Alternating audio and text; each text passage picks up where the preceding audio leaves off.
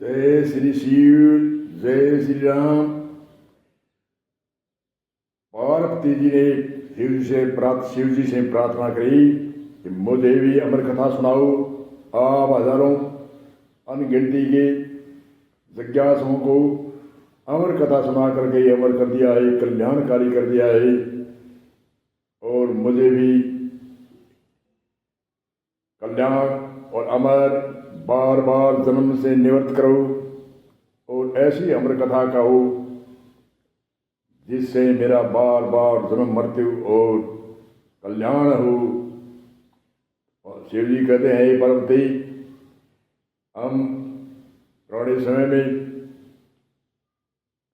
पहाड़ों के अंदर मकान की भांति गुफा चट्टान में खोद खोद कर बनाते थे और मकान की पत्थरों की गुफा में पार्वती को कहा, यहाँ आप सामने बैठो और मैं आपको अमर कथा कहता हूं।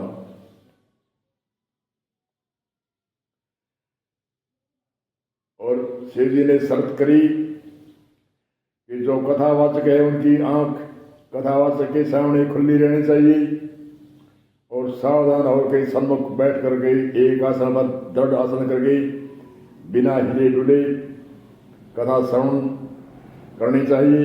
और श्रवण के बाद में मनन के बाद में निधिध्यासन करनी है। पहले श्रवण करो तो सावधान होकर के बैठो। तो शिव जी ने उस गुफा में जो भी जीव जंतु थे उनको वहां से भगाया। तो शिव जी ने कहा कि और कोई कथा सुनेगा तो मेरी कथा सुनने से अमर हो जाता है, इसलिए बिना जिज्ञासा के जो कथा सुनेगा वह फरीगा ही कल्याणकारी मोक्षवान हो जाएगा। इसलिए यहाँ से जीव जंतुओं को सबको भगाकर और पार्वती सामने विराजमान हुई और शिव जी शिला के ऊपर ऊंचे आसन पुराने समय में ऐसे बैठ थे, जो शिला का ऊंचा आसन करके सिंहासन मंच बना करके वहां लाठी मार करके और कथावाचक हमेशा लगभग के आंख मीच कर ही प्रवचन करते हैं। कभी वारते हैं, कभी लगभग आंख मूंदे रखते हैं, परंतु श्रोता का ये नियम है कि उसको वक्ता के सामने आंखें खोल कर रखनी चाहिए। पहली बात तो आलस्य नहीं आएगा और दूसरी जो भी कथा वाचक अमर कथा कहेंगे तो वह एक एक शब्दों का श्रवण होगा। इसलिए शिव जी अमर कथा कह रहे हैं और पार्वती हुंकारा लगा रही है और शिव जी कह रहे हैं, ध्यान का मूल है, ध्यान मूल मूर्ति है ये। यहाँ से लेकर के कल्याण की कथा कह रहे हैं, अमर कथा कह रहे हैं। और पार्वती को कथा करते करते पार्वती को नींद आ गई और उस गुफा के अंदर एक अंडा था। अंडा पक करके वह सुआ का बच्चा, वह सुआ कहते हैं, सुआ होता है वह जैसे मनुष्य बोलता है वैसे ही बोलने लगता है। पार्वती जी हाँ जी कह रही थी, उसकी भांति वह सुआ हाँ जी कह रहा है।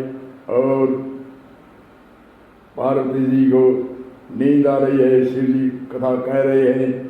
कथा करते करते कई घंटे हो गए तो शिव जी ने आंख खोली तो पार्वती जी को नींद आ रही है और हाँ जी के हुंकारे लग रहे हैं, कौन है ये। तो शिव जी ने तीसरे नेत्र की दृष्टि से देखा, दिव्य दृष्टि से, तो एक सुआ हुंकारा लगा रहा है। तो उनके पीछे त्रिशूल और सुआ आगे दौड़ता गया, बाहर भागा त्रिशूल के वजह से। और कहते हैं वेद व्यास की पत्नी थी, वहां उड़ते उड़ते उसने सुबह का शरीर को त्याग करके और वेद व्यास की पत्नी की गर्भ में प्रवेश हो गया।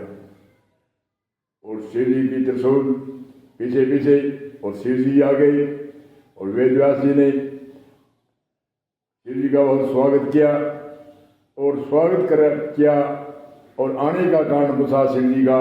शिव जी कहते हैं, मेरा चोर आया है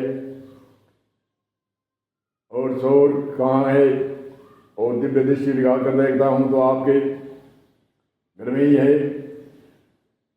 प्रार्थना करी वेद व्यासी ने, एक महादेव, एक कल्याणकारी, हे शिव, शिव आप कल्याणकारी हो, आपने अमर कथा सुनाई है। पहली बात तो वह अमर कथा सुनाई है तो वह मरने वाला नहीं है। दूसरा जो हमारे शरण में दे दी है, इनको आप क्षमा करो, माफ करो, तो शिव जी को दया आती है और शिव जी चले जाते हैं और सूर्य उसका गर्भ में प्रवेश होता है, वह जन्म देता है। लंबी चौड़ी कथा है, हम शॉर्टकट में बताते हैं।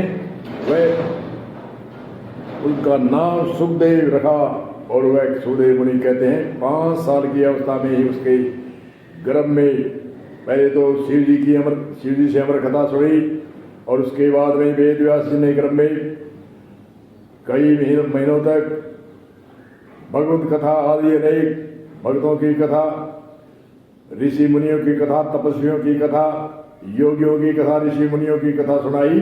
साधना की कथा, अनेक तरह की कथा सुनाने से उसका नाम सुखदेव रखा और वह मुनि के रूप में मौन होकर गई और पिता से 5 साल की उम्र में ही वह कह वन में चले गए और पिता ने पीछे आवाज लगाई, अरे बच्चा 5 साल की उम्र में कहा जाता है, वह कौन पिता है, कौन पुत्र है।